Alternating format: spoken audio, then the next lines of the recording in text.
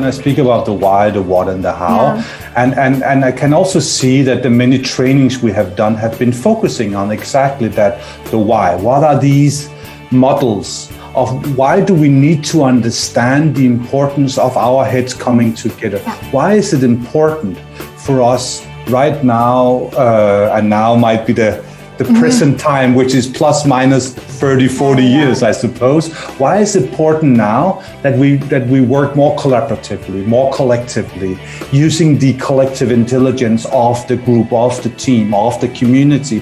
Why is that important? And this is where some of these thinking models, the theory, if you like, is important for us, because we know if we want to change positively, constructively, change behavior, we need to understand why. Why is that important? So yes, that's a part of it, but we also need to understand, what is this about?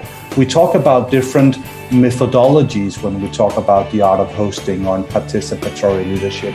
Methodologies such as the World Cafe, open space technology, appreciative inquiry, the circle practice. These are some of the four, you can say, key methodologies that are systemic by nature that we are using in the art of hosting and participatory leadership. And it's important because these answers to what will lead us to how, because they lead us to a structure, a way where we can work with groups of different sizes to actually connect, to be collectively co-creative together. And then it is the how. How do we do it? We need to practice. It's nice to have a conversation with peers about why should we do this and what it's about. But in the end of the day, if we want to change something concretely, we need to come together and start doing it. And in that sense, it's not rockets. You host yourself. How do you host others? How are you when you are in conversations, and how do you do it with your colleagues, your friends, your peers, right? So for me, art of hosting and harvesting conversations, for me, that's somehow a definition on participatory leadership. And participatory leadership is a practice of leadership that we can all do that will allow learning amongst us to arise, that will allow us to co-create, to even innovate together, to be creative together in what we see is meaningful, in what we see is of matter to us. Yeah. So are you saying that whatever is going on, it's always time for AOPL? AOPL is answer. Whenever it feels complex, here it comes, the magic solution. All about it.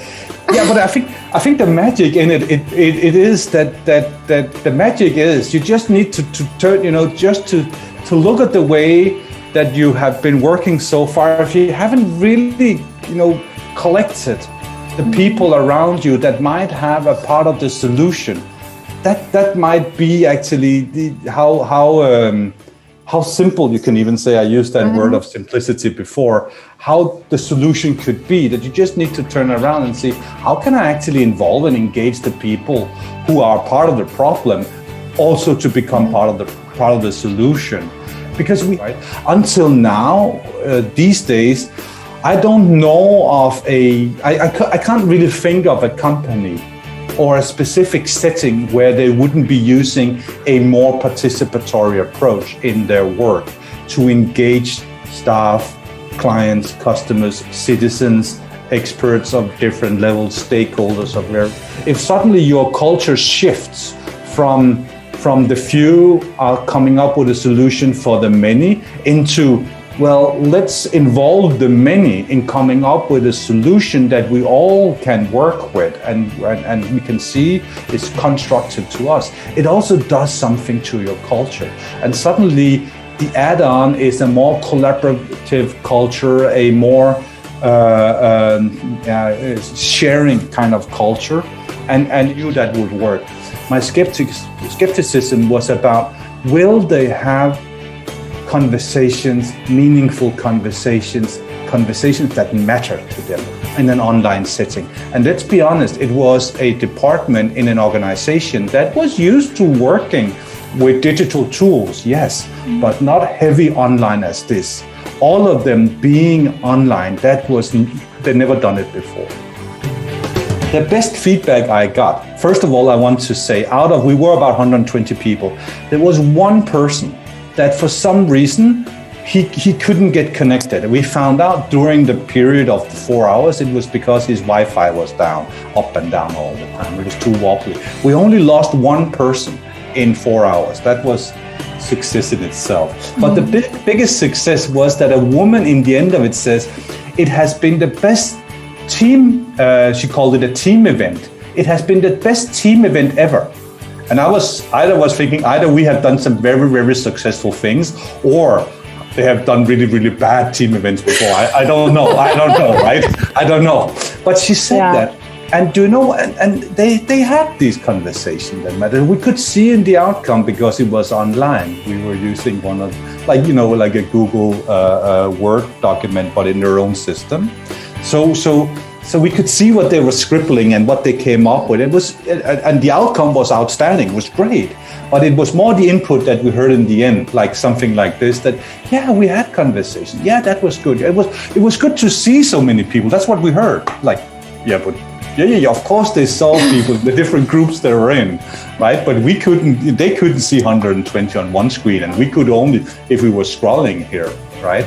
So we had that kind of input, and that kind of did it to me, saying after mid-September last year, I said, now I'm a true believer as well. Because I had some skepticism, I knew it with groups of 12, 20, not a problem, right? We can do that.